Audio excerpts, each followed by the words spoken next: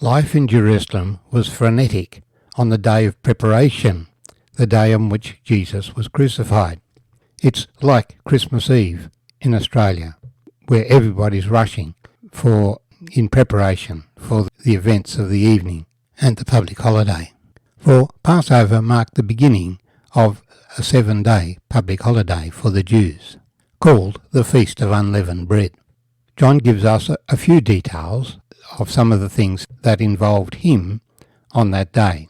In particular, the fact that Jesus had said to him, "Behold your mother," indicating that he should take responsibility for Mary, as she witnessed her son. This special son that had been the object of so many revelations to her was now dead. Her other sons did not believe in Jesus, so they could not comfort her at this time. But John did believe, even if he couldn't understand, and so he took her home and cared for her. Having attended to his mother in this way, Jesus reviews the Scriptures and sees that there is just one thing remaining that the Scriptures had said. His thirst was intense, as the Scriptures had said, but the Scriptures had also said that they gave him vinegar for his drink from Psalm 69.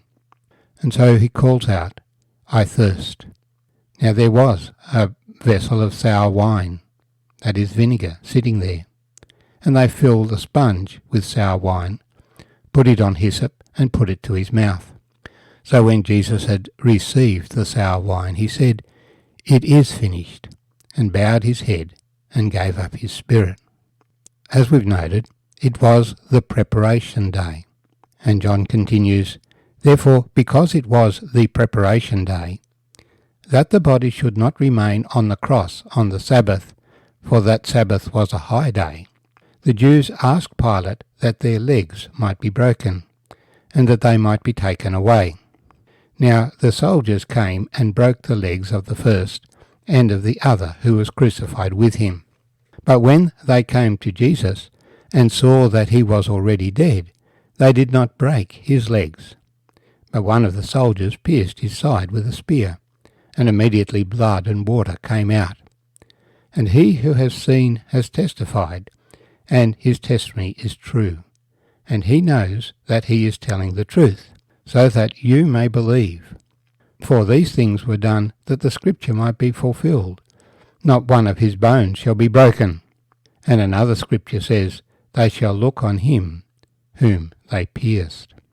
After this, Joseph of Arimathea, being a disciple of Jesus, but secretly for fear of the Jews, asked Pilate that he might take away the body of Jesus. And Pilate gave him permission, so he came and took the body of Jesus.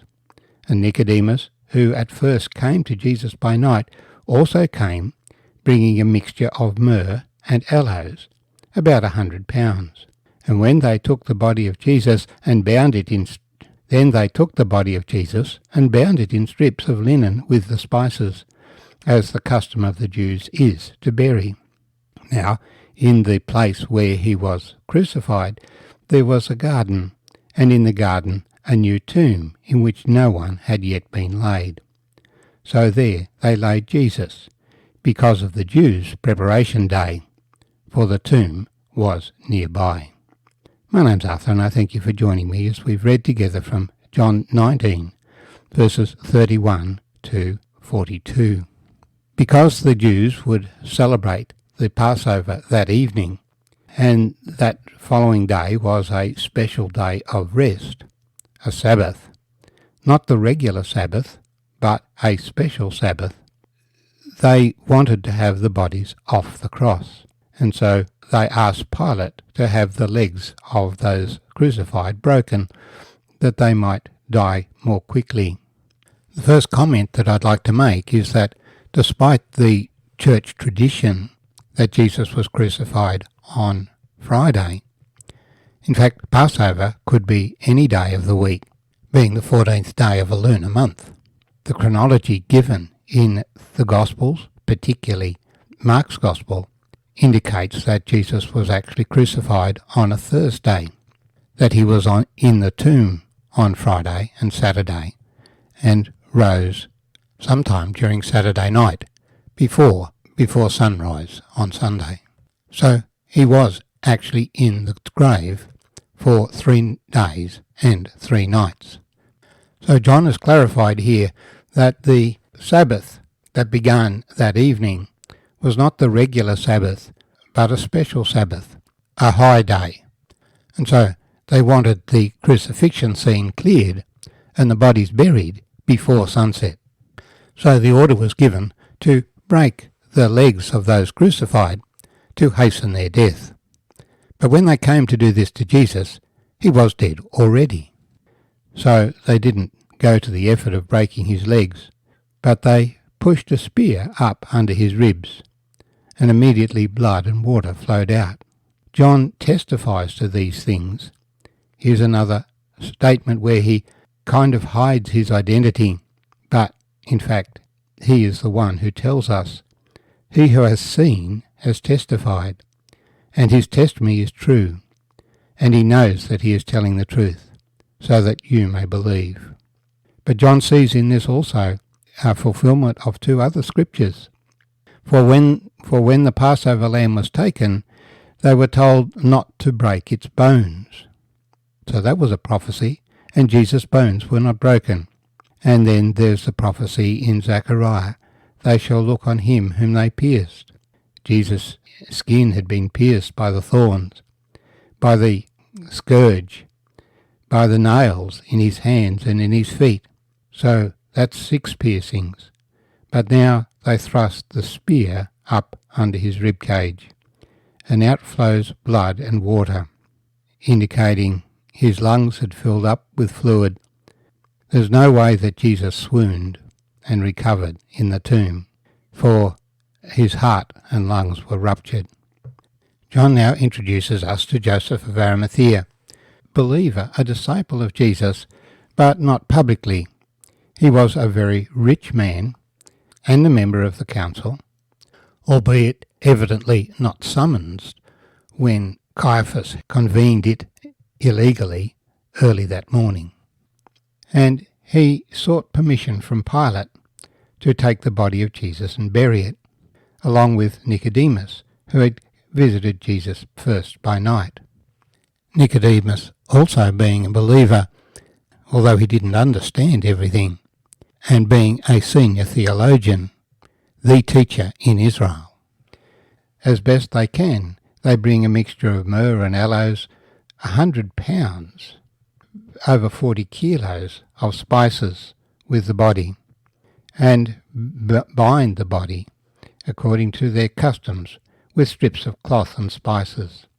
And they buried Jesus in Joseph's own new tomb, one he had just constructed in his own private garden near the crucifixion site, just outside the city gate.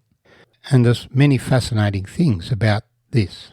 First, we can identify the place of the skull, and there was a British traveller, Mr. Gordon, who over 100 years ago at the bus station at Jerusalem looked out the window and recognised the skull in the cliff face, and then spent a considerable amount of time rummaging around in the overgrown land below the cliff face behind the bus station until he actually found the tomb, which is now called the Garden Tomb, and which I have visited. This was a new tomb, for Isaiah had said he would be with the rich in his death. And it seemed to me that, in fact, the tomb was being prepared for 2, but only one shelf had been completed, and this is where they would have laid Jesus. There's more information available on the internet, which I found fascinating when I did research on the Tin Isles and Joseph of Arimathea. It seems there's evidence that Joseph of Arimathea was in fact a relative of Mary. He was also a very rich tin merchant, and he dealt with Britain, which was the main source of tin in those days, and he was responsible for taking the gospel to England in the very early days of the gospel. Google Joseph of Arimathea and be fascinated yourself. And so his body lies in the tomb 3 days and 3 nights.